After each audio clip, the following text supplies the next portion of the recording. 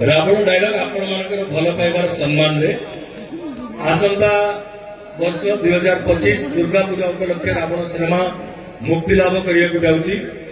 तो से सिनेमार गोटे डायलॉग जोटा मु निजे मध्य भुक्तभोगी 4-5 वर्ष बहुत भोगिला परे भूल जगार ठीक जगह को आसी एवं से निष्ठार सह आसी कि आपण मान केबे असम्मान करी नाही तो केबे केमिति करि परिबे आगु ना निजे करिबी ना काको असम्मान करबा को देबी। तो रावणर डायलॉग होची निज निजर फायदा पाई तमे माने मते आज नायक करू खलनायक सजेइछ। आपण देखिया को पाइथिबे माने मु किछि चोरी न करी कि चोरठु भी बड़ दोषी ही जाइथिबी। निज निजर फायदा पाई तमे माने मते आज नायक करू खलनायक सजेइछ।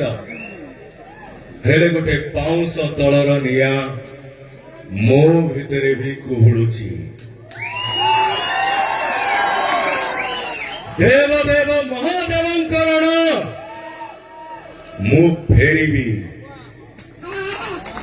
मते बदनाम करेथिबा चरित्र मानक सह सब पुराना हिसाब किताब करबा पाई